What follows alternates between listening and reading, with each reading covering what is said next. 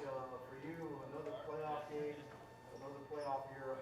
How's your mood for you right now, having that you're going to have to face the Texas Legends for the sixth time this season? It's exciting. It's exciting, obviously, just to be in the playoffs again, having the first round bye and having the opportunity just to see those teams compete yesterday. You can see right from the jump, every play was like it was the last minute of the game.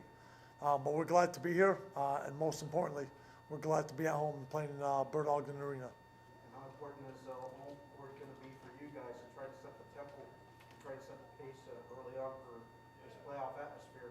Yeah, it's. I'm not sure how many fans we have tomorrow. I've been talking to Hondo, but I think we're going to get a good support system tomorrow. So I'm looking forward to it. It's exciting. Coach, what is one lesson that you hope your players gain from this experience overall? From the playoff game or from the season? From the season, from tomorrow's game?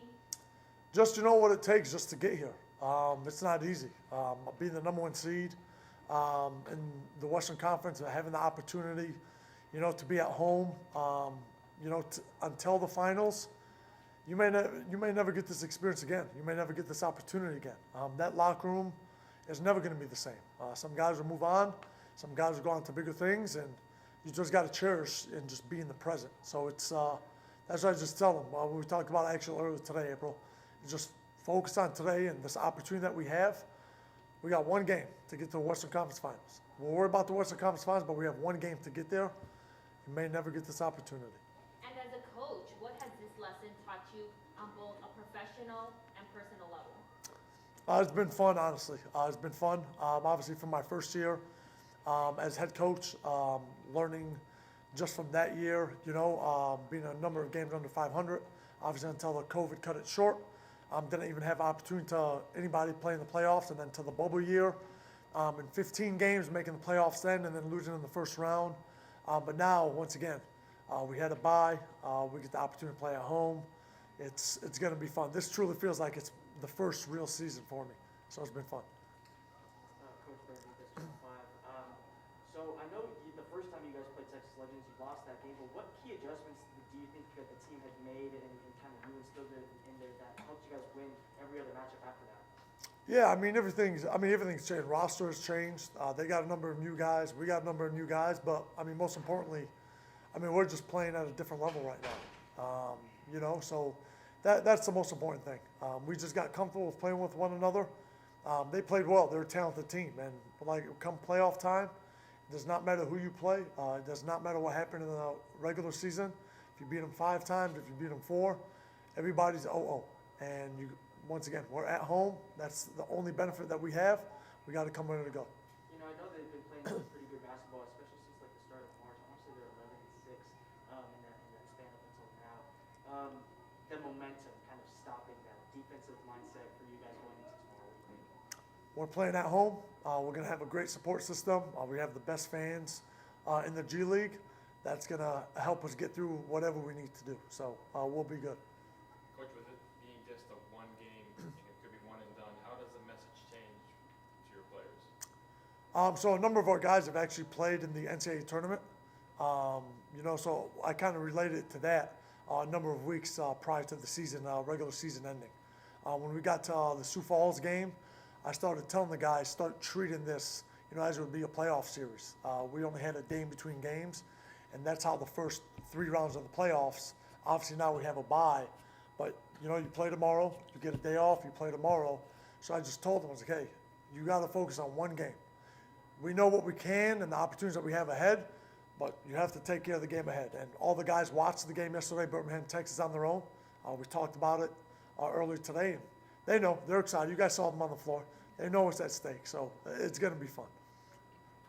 Rashad Lashard? Yes. Hey, Coach, how you doing? What's up, Lashard?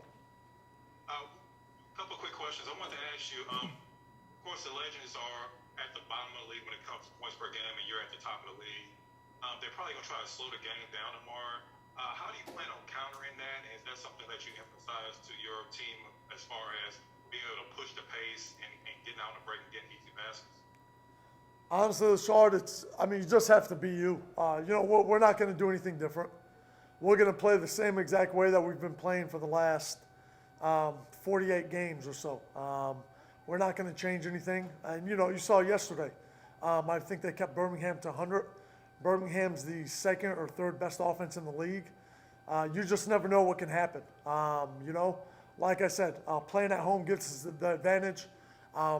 They played a hard-fought game yesterday against Birmingham. You know, they're traveling today.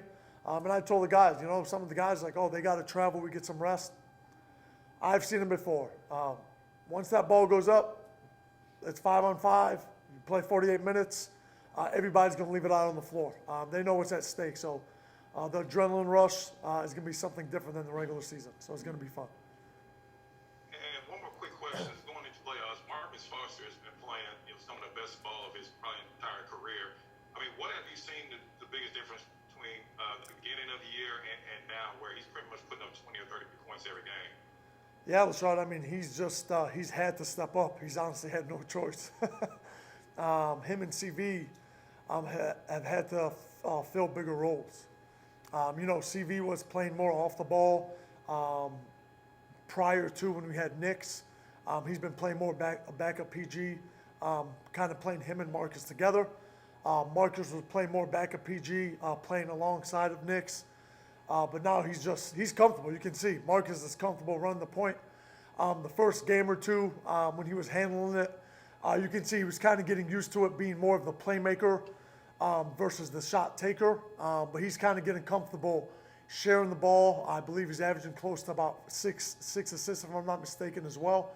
So it's just two totally different roles. But he's had to step up. He's had no choice. We've had no choice.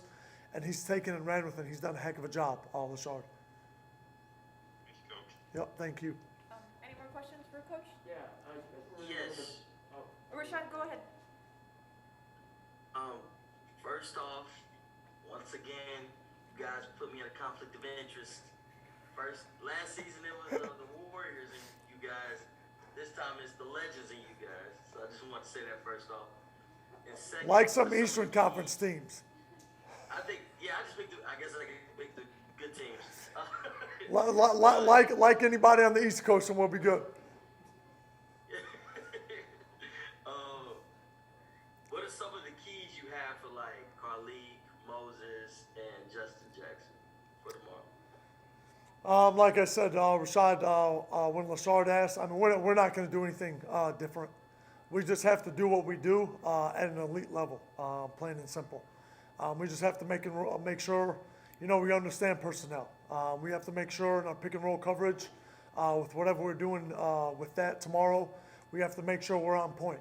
We have to make sure, you know, we're getting back in transition, we're finishing possessions. So, you know, we're the best offense in the league. We're the best offensive rebounding team in the league. We're top 8 in defense in the league. So we've done a number of things very well this season. We just got to play the part and just do what we've been doing.